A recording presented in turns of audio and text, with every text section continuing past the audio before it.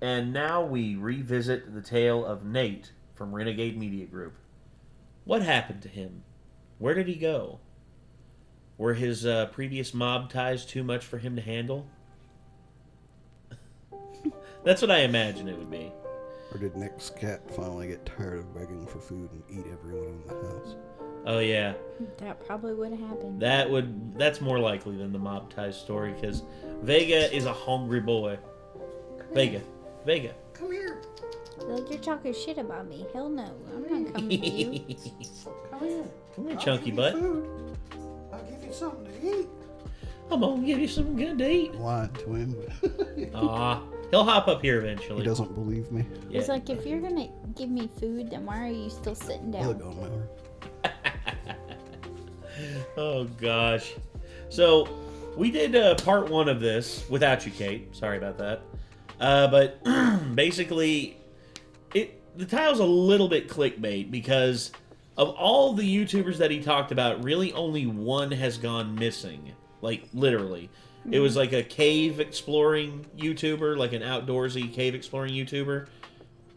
And he went missing near this cave system, and I think it was Nevada somewhere.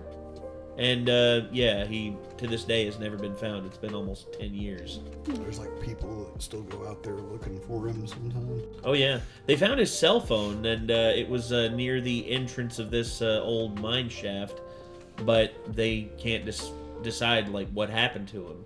Maybe he didn't want to be found. Maybe that's the case. Maybe he just sat it down there and he just disappeared. Maybe that's what he wanted. By the cave people from Descent. Yeah, they just found him and gobbled him up. Yeah, that's how it goes. And then, of course, there's also, what is it? Oh, yeah, there's there was also Tabs, one of Nick's favorite animation YouTubers. She didn't go missing. She just went on hiatus, and she came back eventually. As a matter of fact, she came back after the dude had made a video about her. So, yeah, technically she wasn't missing.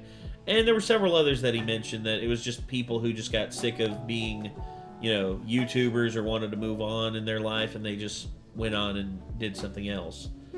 Some of them were and also one of them passed away, Basher, unfortunately, which Basher just couldn't catch a break, no matter what he did in his life. And he also made very bad, very poor decisions with his, with like the people that he was around and everything, and it wound up costing him a lot. But yeah, and then eventually he passed away from COVID, which was very, very sad.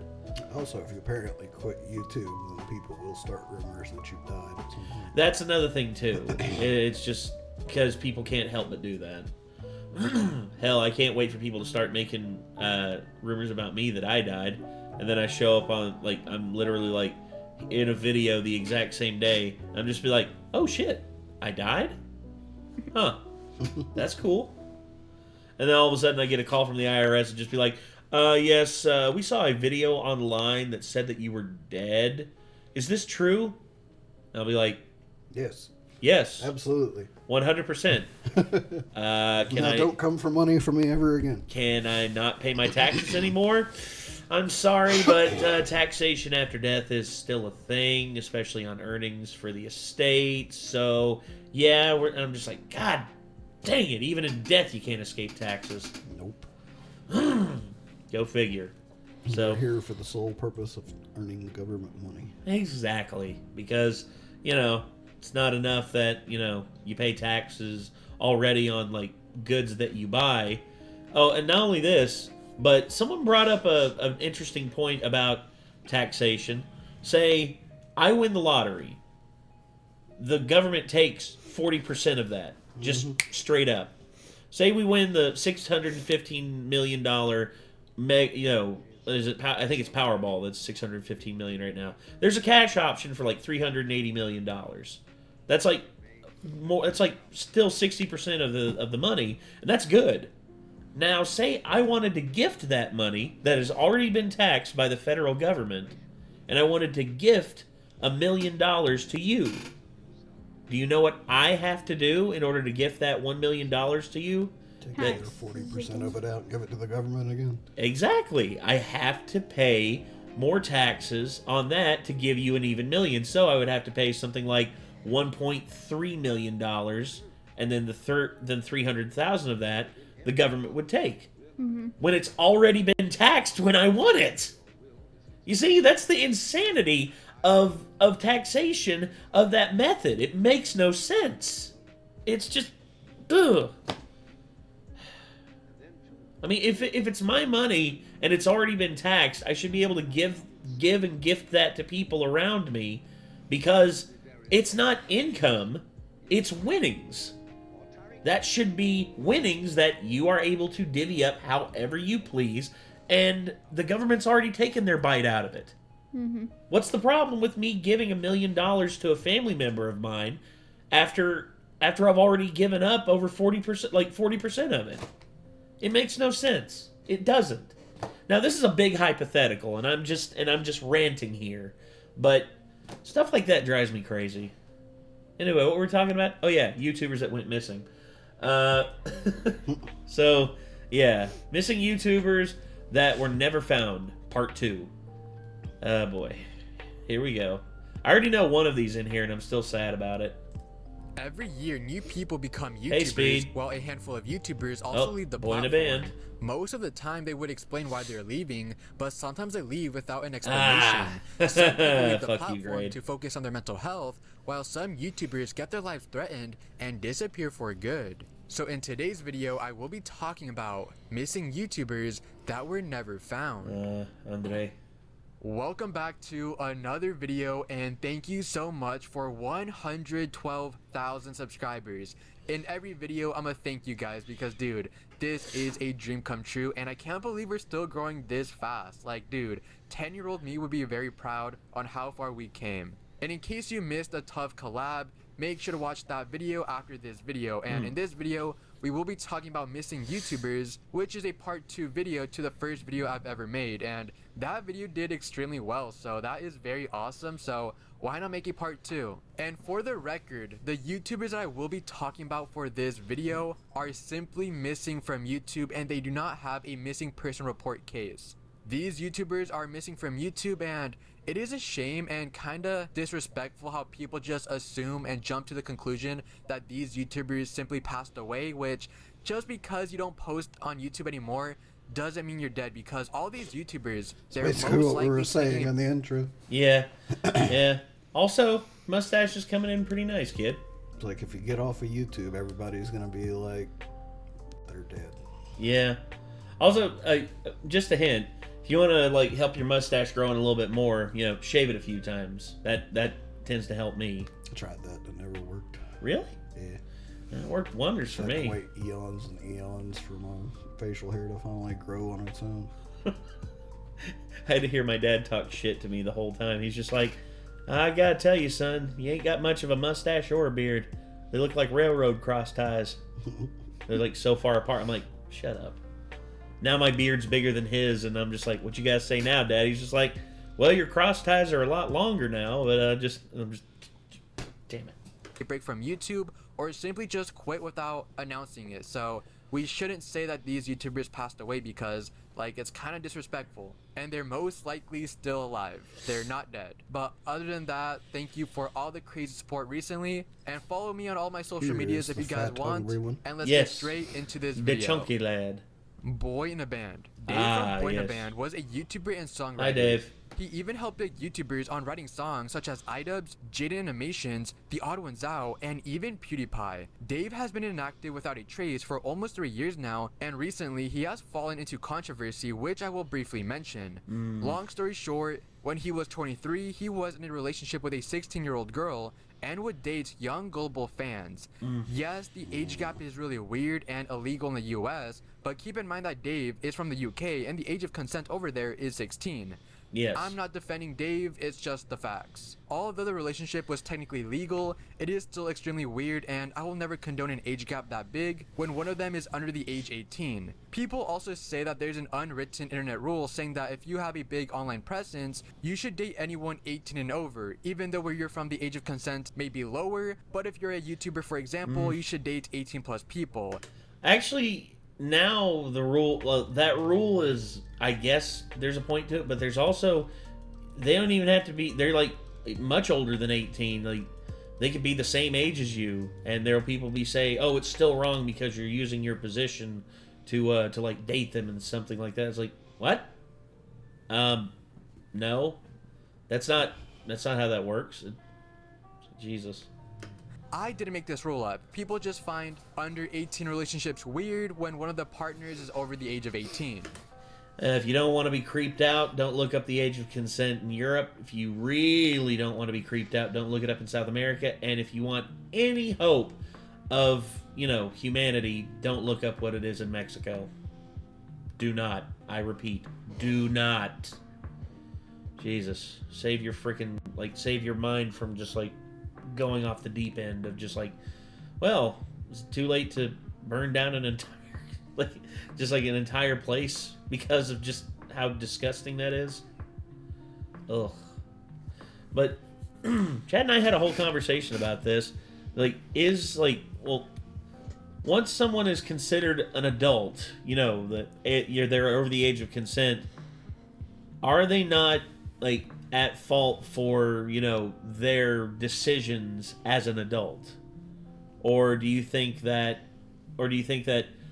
if someone like Dave, making a case saying, oh, they're above the age of consent and they're consenting adults, so therefore I'm dating them, and it's not that weird of a thing.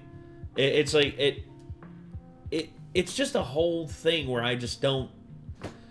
It's just something where I've never really dated anyone super young. I've never been in.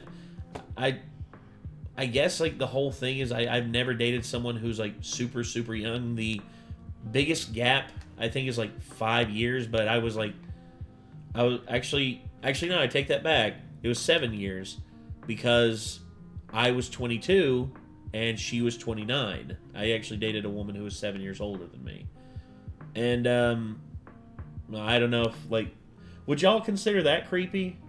A 22-year-old dating a 29-year-old? I think really. Once they're of legal age, I mean, within reason.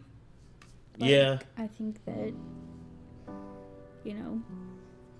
because there's men who are in their 70s and they're dating 20-year-olds. So yeah. I mean, that That's seems definitely weird to me. Yeah, it's weird to us, but I was gonna say, if she's a consenting adult and of sound mind and body and isn't being drugged or anything like that, she's within her right to do that.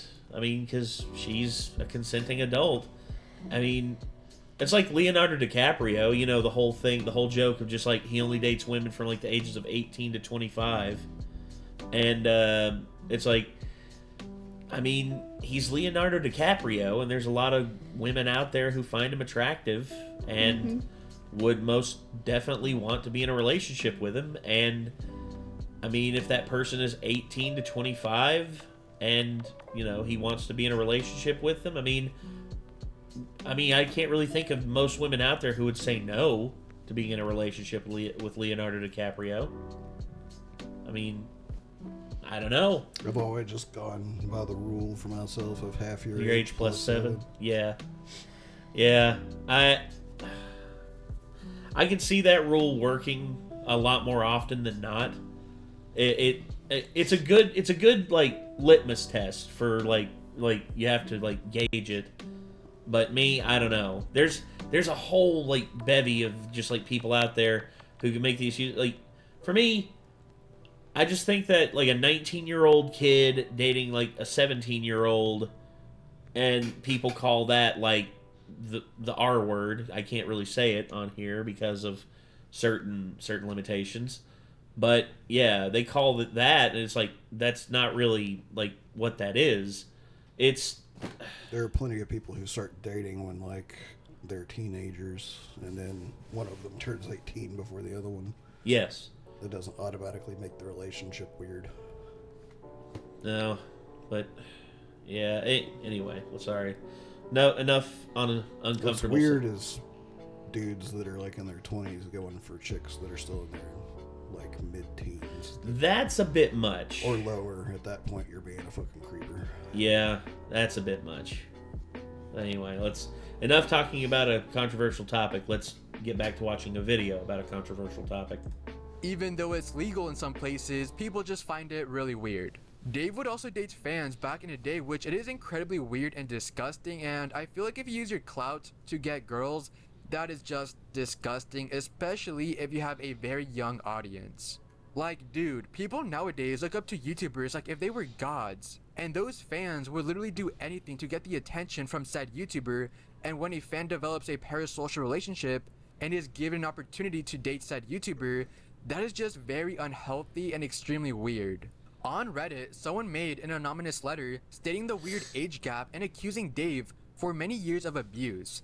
This letter is allegedly made from Dave's ex-partners, and they claim that they have a lot of proof of being abused by Dave, but they don't show any proof in the letter other than saying that they have proof, which is even shown. There is a possibility that this is all fake just to drag Dave's name down, but I don't know because these are just all rumors and not facts. The only facts about Dave is that he had a really weird age gap relationship, which is technically legal, and he would also date fans, which is disgusting. If you would like to learn more about the boy in a band drama, I would suggest watching Jimmy Robbins' videos on the topic, since his commentary is amazing and is unbiased in his videos. Dave has not given a response to this recent drama just because he hasn't been active on YouTube and on social media in general for almost 3 years now, and who knows if he'll ever come back.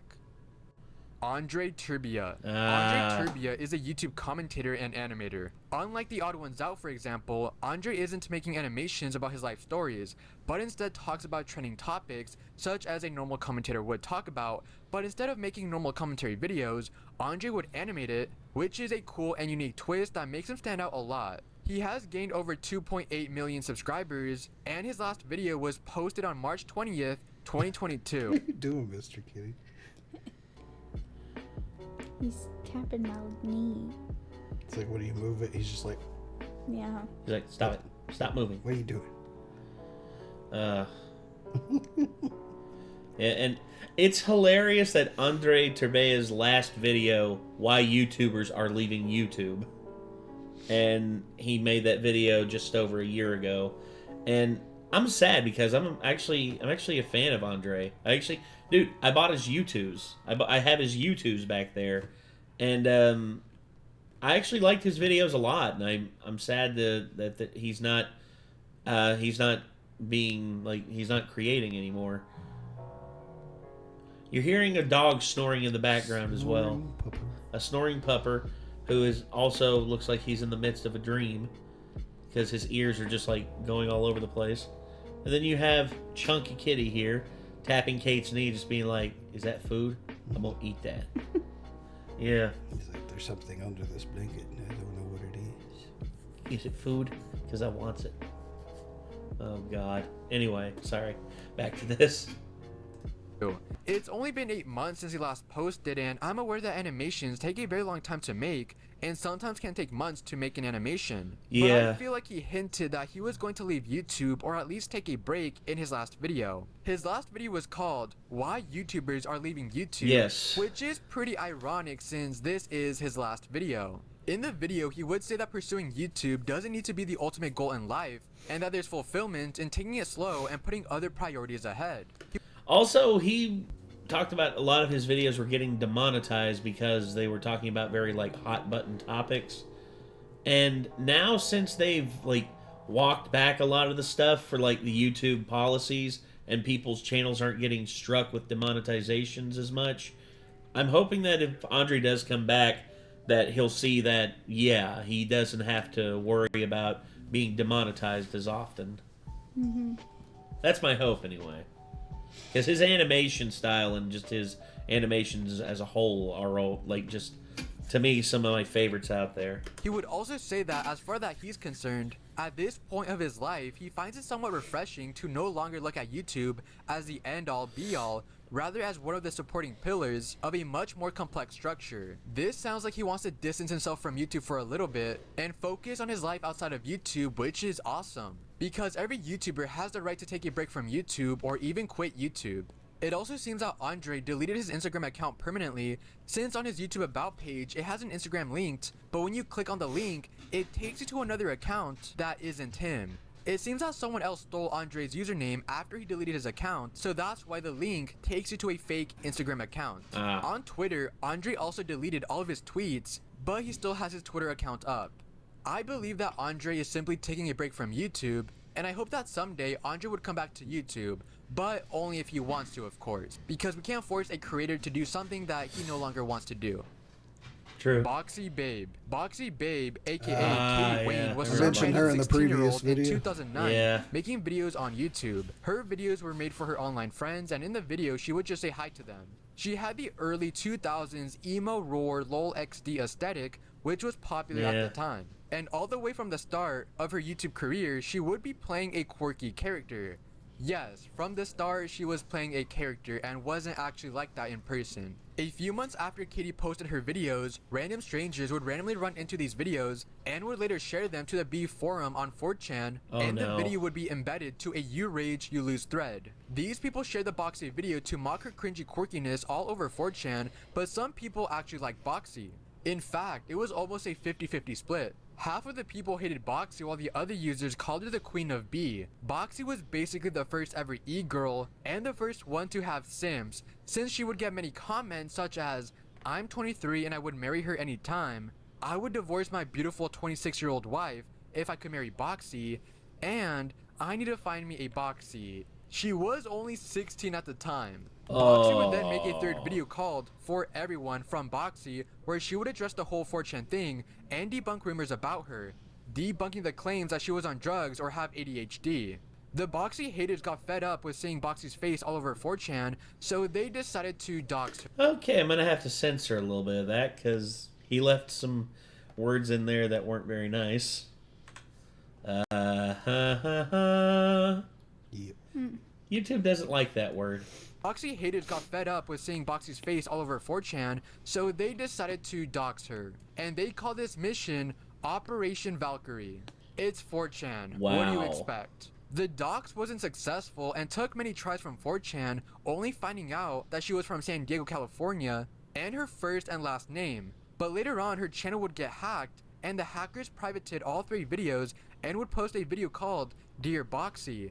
And in the video, it would just be a still image saying that the hackers have the full docs, and if Boxy ever makes another video, they will leak her personal information. It seems that the hackers had some self-awareness on how stupid this whole thing was, because they just gave Boxy her channel back, stating, "Her videos were annoying and affecting many people throughout the internet. However, she definitely does not deserve to have her life ruined." In her hiatus, she would start another YouTube channel called A New Hope, where she would make videos out of character and just be Katie, and would later return to the Boxy Babe channel in character, but she wasn't really feeling it and lost motivation due to all the hate from 4chan. So she was more active on the New Hope channel.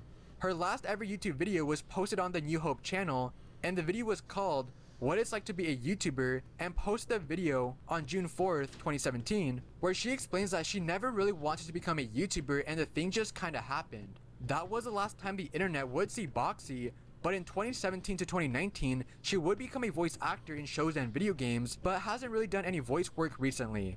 The last update on Boxy was that Katie sold a Boxy NFT for $27,000. She is not Jesus, woman.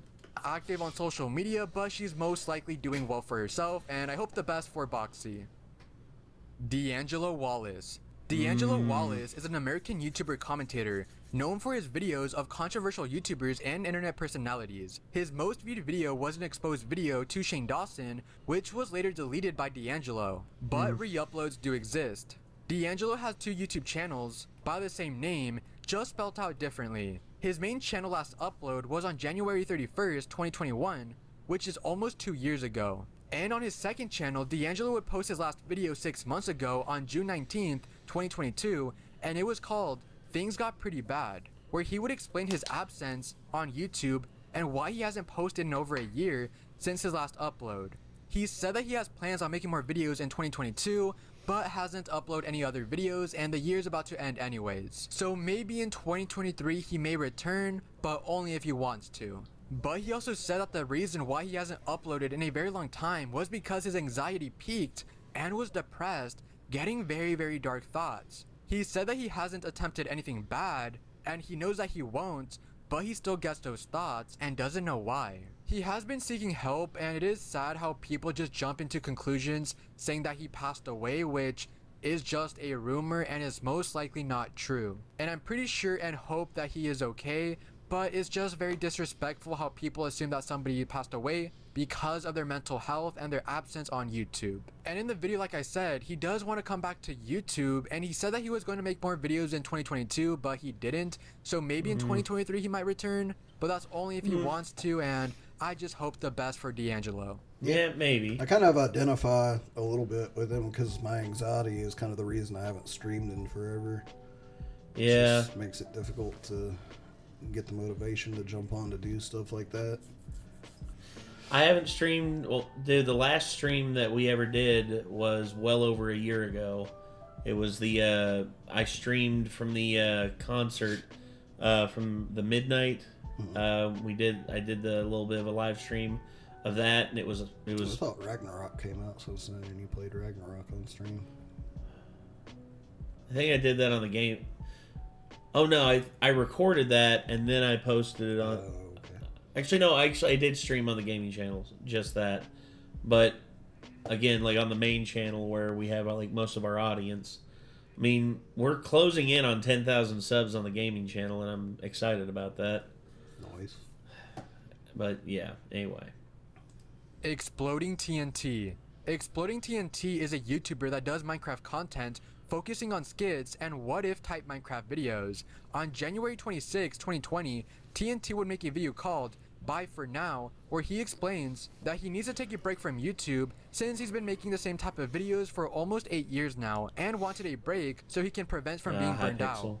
Then on February 13th, 2020, TNT would come back to YouTube making a video called Hello, I'm Back, and in the video TNT would say that he's coming back, but this time his upload schedule will slow down. He would only make 9 more videos after his comeback video, which now he has stopped uploading again. His last video was called If Squid Game Took Over Minecraft and was posted on October 23rd, 2021, which has been over a year now. Luckily, we can confirm that he is okay since he's somewhat active on Twitter because his last tweet was in November of this year saying Happy Thanksgiving. It seems that TNT is still a bit burned out since he took another year break without announcing it, which he doesn't have to announce every time he's going to take a break because TNT has every right to take a break whenever he wants. The Dolan Twins. Ethan and Grayson Dolan. Jesus God, the chins on those boys. They say you can freaking cut diamonds. Better known They as kind of the have Dolan like the Mega Chad chins, don't they? Yeah, I can see it. Actually, Giga Chad Juniors. Yeah. This is Giga Chad gave birth to two boys. It's like, who's the mother? Like I said, Giga Chad gave birth to 2 boys.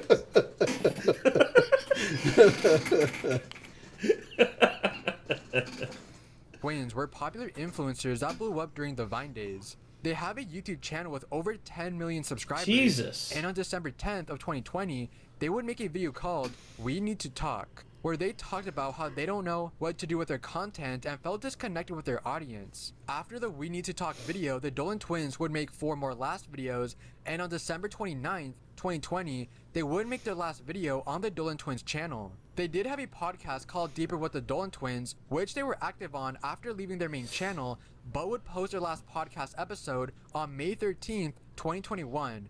And around that time, they would also be inactive on Instagram. They simply left the internet without a trace, but on July 15th of 2021, Jeanette McCurdy would invite the twins to her podcast called Empty Inside, where the Dolans stated that they felt much better mentally and that they feel like themselves again. That was the last time the internet would see the Dolan Twins, and other than that, they're still missing from YouTube and the internet as a whole. I know they said that they feel much better now, but I still hope the best for the twins. Sky Does Minecraft. Sky Does Minecraft was the face of Minecraft YouTube back in the day, since he would hit millions of views every single day at his peak. He would post his first ever Minecraft gameplay video on March 5th, 2011, and from there on forward, Sky would reach for the sky, and nothing can shoot him down, until 2017. His first video of 2017 would be an update video where Sky states that he is no longer with his girlfriend because she cheated on him while Sky and her already had a kid. This will cause Sky to fall into a deep depression where he would only make videos of him being sad instead of Minecraft videos, which the viewers did not like.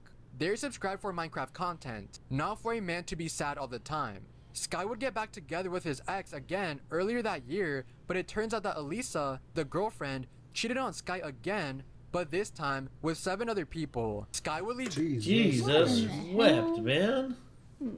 Sky. Once a cheater, always a cheater. Hate to You say should it. just did get away with it. Hate to say it, but that's usually true. And I watched Sky's videos a bit, and I gotta say, for the time and the period that he was creating videos, it was awesome. It was really cool to see the kinds of videos that he would come up with.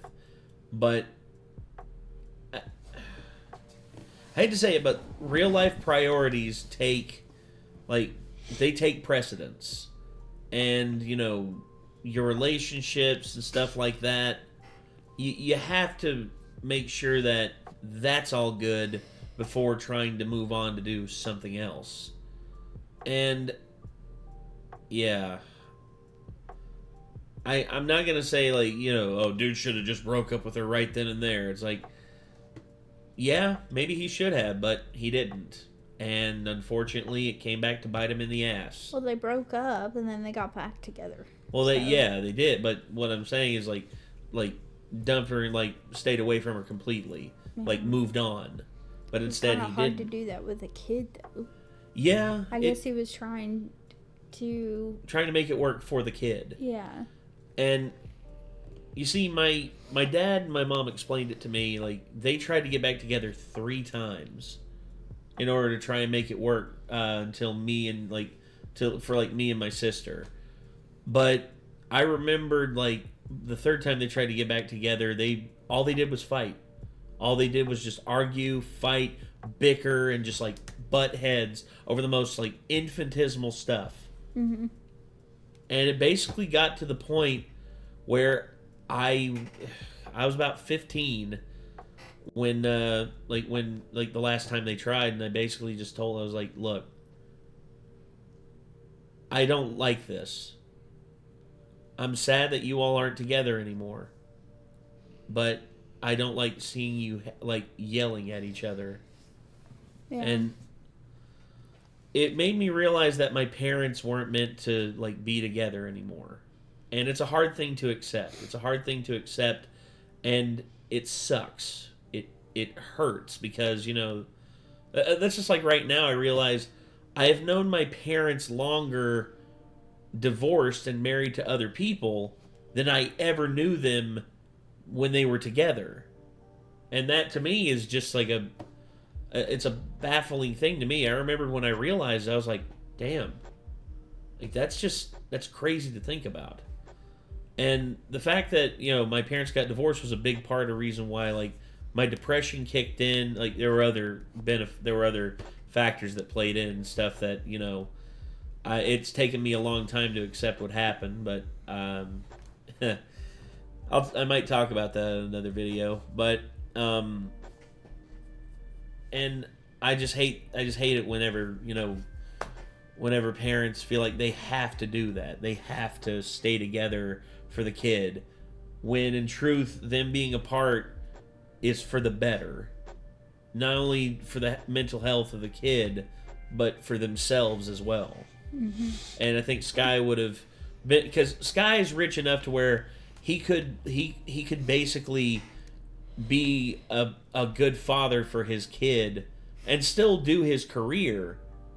He could do that, and I guess he was just afraid of the kid being separated between the homes and having to be 2 different people.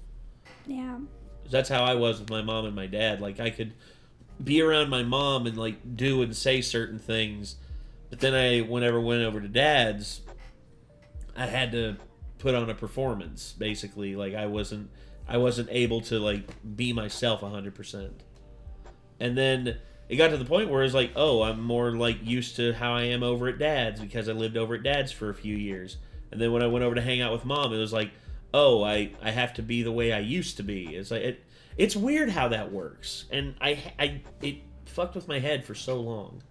But anyway, enough about that. YouTube to focus on music, and then in September of that same year, Sky would go on Drama Alert, where the most famous internet breakdown would happen, where Sky has a mental breakdown about the custody of his son. Sky's channel would have fallen off the next couple of years, since he could barely hit 100,000 views on a video, and in 2019 to 2020, Sky would get under 50,000 views per video. And on June 26, 2021, Sky would post his last ever video onto his channel. But things got worse. Sky would develop a serious drug problem, and his newest partner would post a 6,000 word document with the most extreme career-ending allegations of abuse, manipulation, would still sponsor money from companies to buy drugs and never do the work, and many more career-ending allegations. She would also post a photo of Sky in handcuffs, and 4 months later, Sky would list his channel up for sale on a third-party site for $900,000. After that, Sky would go silent for months, but something that most people don't know is that Sky came back for the first time last month. Sky would have another YouTube channel where for the time being, he would give the channel to a few of his friends, and the channel is called The New Guys. And they would make a video on October 27th, 2022 called Where is Adam? What is going on? Where we hear Sky's voice for the first time post allegations. These are my real life friends. Please treat them with respect. They've been here for me during all of these difficult times. They're going to be running my channel for me while I'm gone. I did not sell the channel, okay? I gave it to them to run and make content for the community while I'm gone. It's also a way to give back to them for being there for me. This benefits everyone that while I'm away, you will have them to make you laugh and spend time with the community in my absence. No, they're not taking over everything, okay? They're just, I'm working on this with them, okay? I'm managing them. As you just heard, Like Sky did not Asher address- let one rip. Oh no. It's got a light whiff of something. Great. Asher uses carpet bomb. It is super effective. anything. Yeah, at and least he it's said not that as he's now bad as it managing used the to be. channel with his Oh, thank God. Yeah. friends. He did make another appearance on the channel where he plays Fortnite with his friends, and from how he sounds like, I feel like he's feeling much better mentally, and I hope he's getting the help that he needs. Grade A under A. I have words that I've heard this name before. Wonder where I've heard this name before. probably from me. Yeah. I don't... I have words about grade A under A, but I'm going to save them until after Morbid is done talking about them. So, have at it. Grade A Under A is a channel with 3.6 million subscribers and would post his first video on May 23rd, 2013. Grade A would make some light-hearted rant videos that were made to be comedic since his first video was talking about things that he hated about barbershops, and Grade A seems to be very relatable in the video, and of course it's exaggerated for comedic purposes. He would only post 2 videos on his channel and leave the platform, and while he was gone, his 2 videos would randomly blow up, so he came back to his channel 18 months later saying that he's back. Kinda. He would be more consistent, but then Grade A made a video called Did Ray William Johnson Plagiarize My Video?, where he would expose Ray William Johnson on stealing his joke that he made in one of his videos. But it really wasn't an exposed video since Grady said that both his video and Ray's video are different. One video is funny while the other one isn't. After the drama ended, Grady would hit 1 million subscribers in 2016, but then decided to get into drama again. Basically, iDubbbz made a content cop on Keemstar for misreporting on a story, and then Leafy would jump in making a video on Keemstar as well. Grade A Under A is not a drama channel and just talks about whatever he wants, but then he decides to make a video on Keemstar as well, so he can capitalize on the drama to gain views. But Grade A Under A would make false allegations in the video saying that Keem is a P-word and hurts his girlfriend. Keem would come out saying that Grade A did not provide any evidence of him putting his hands on his girlfriend, and it was a hacker who hacked into Keemstar's Twitter, and the hacker wrote some nasty stuff pretending to be Keemstar's girlfriend. People believe Keem more than Grade A since Grade A didn't fact check anything and used anything he could find to attack Keem, causing Grade A's reputation to go downhill.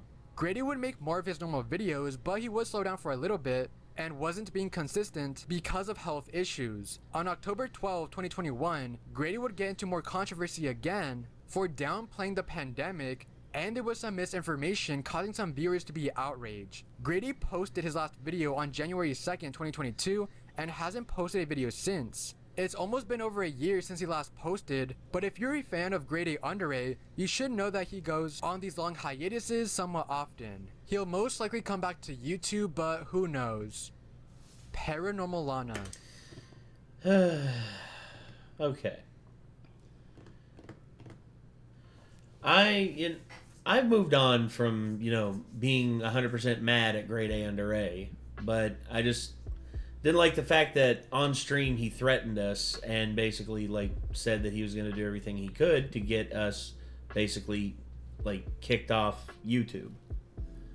And it's I think I still have the VOD of that saved. I think I still have I recorded that part of the stream where he said that. I was just like, I can't believe this dude has a vendetta against us because our fans requested that we react to his video.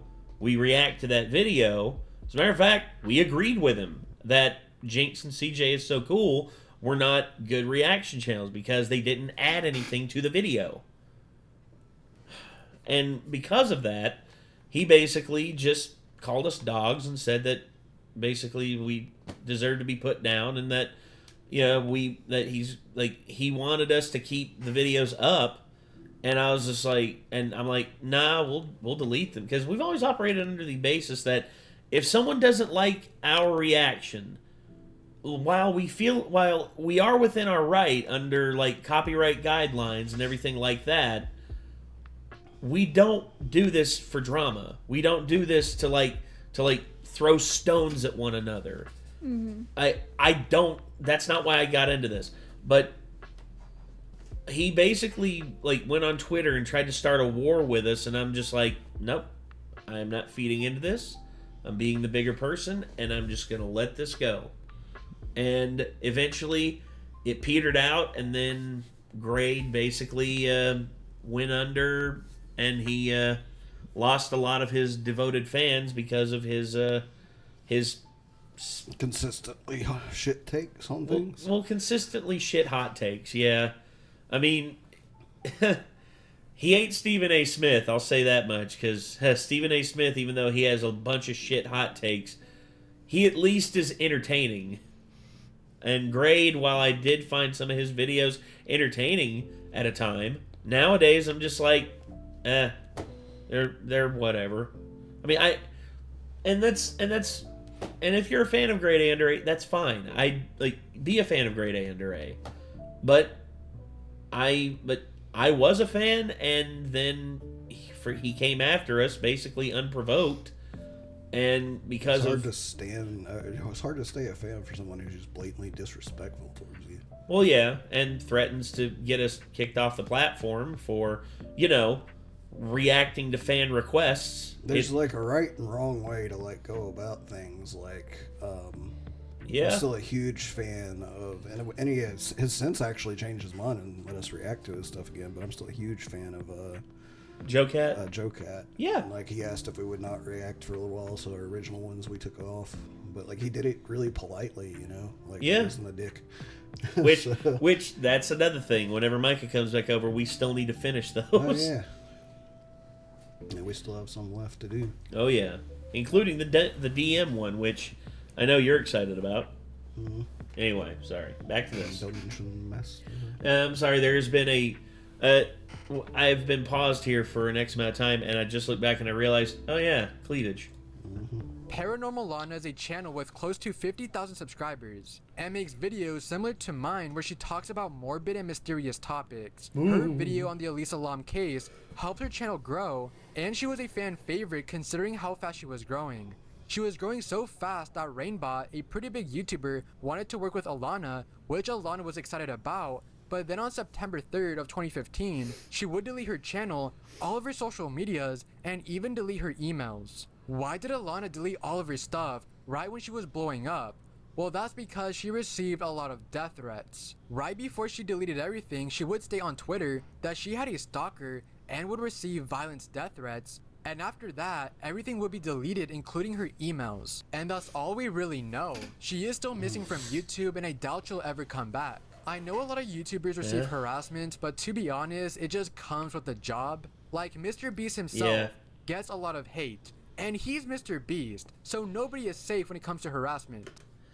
Yeah, I've had people threaten to kill me. Literally, like, there people like have emailed me and basically told me, like through the business email, that they would that they would come to Tennessee personally and put a bullet in my head. And I'm like, when did that happen? And I'm just like, haha, joke's on you. I don't live in Tennessee anymore. and it's just people who don't like when we say stuff, whenever we like have a take about something, whether we're right or whether we're wrong. You see, if we're wrong about something, we'll admit to it. But whenever it's just like something superlative, like the whole drama over Hell of a Boss, here recently, that's our opinion. That's not really something that we have to apologize for. It's our opinion, and if you don't like it, there's not really anything you can do about it. I mean, complain in the comment section all you want, but like, change my mind. Well, here's the thing about opinions. I'm not here to change anyone else's opinion. No. That's how they are. I know. But here's the thing: the only person who can change that, like, that's the thing. Someone said this, and it stuck with me, and it's true. It's like, oh, I'm not here to change your opinion. The only person who can change your opinion is yourself. That's the truth. And people can have concise arguments and everything, but yet they have the right to ignore that opinion, to ignore all that evidence, just to hold on tight to their opinion. And that's fine. You're allowed to do that. However, I'm always a person who like holds my opinions in like a little box right here. And when a better one comes along with better evidence and like better stuff and something that I find myself agreeing with more, then I take out the one that I had, throw it aside, and put in the new one. And that's very easy to do. But yet there's so many people out there who hold on to their opinions like it's who they are. It's like, my opinions are who I am, and I'm not changing them for anybody. It's like, because finding out they didn't have the best opinion or were factually incorrect on something makes them feel bad inside for some reason. Well, but insecure. They've chosen to view it that way. And I can understand insecurity, because, I've been insecure in the past about a lot of things. But accepting who I am and accepting that I am a human being that is capable of not only making mistakes, but making huge mistakes that can affect so many people around me. And how do I correct that? I correct it by understanding that I'm human and I can make the right decisions. I just have to learn from my mistakes of the past. And learning from your mistakes of the past, but I know there's people out there with the whole, YOLO, make mistakes. It's just like people just aren't ready for you. People like it's what's the phrase I heard someone say? It's like you aren't wrong. People just like people are just stupid. It's like, no, you need to be willing to admit when you're wrong as well, because that's called maturity. You have to have the maturity to admit when you yourself are wrong about something and admit to it. Yeah, and it ties back into that. And like I've said, I've received death threats and I've received a bunch of bad stuff, like people telling me like they hope I go to prison and just get like, you can imagine what they say.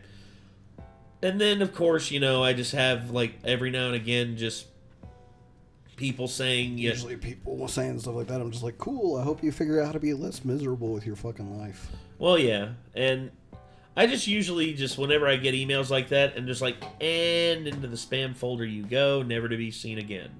It's like, and there you go into the trash pile, never to be seen again. It's just, once again, people will say all these evil, hateful things to you, and the only person that can let that affect you is yourself. Mm-hmm. So don't let it. Don't let any of the shit that people say. And if there is a legitimate threat, then by all means, like, be ready to defend yourself. I mean, I am. I mean, I don't make idle threats, but if someone does break into our house, I've got plenty of reasons to keep people out.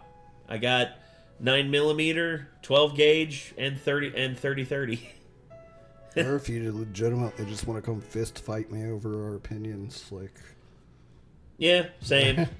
I guess Same. I'll book us a boxing ring somewhere. You know, I'll probably. Oh no! I'll probably lose, but No, I'm willing to box. we can take you. We can go to Dan's wrestling school because his ring's like regulation size, like for a boxing ring. So we can let y'all have a fight there. We will sanction it though. I don't want to go to jail over it. Of course. And also, well, like I said, like if it's a fist fight, I don't mind breaking my hand again. I mean, listen to this thing. It sounds like a firework.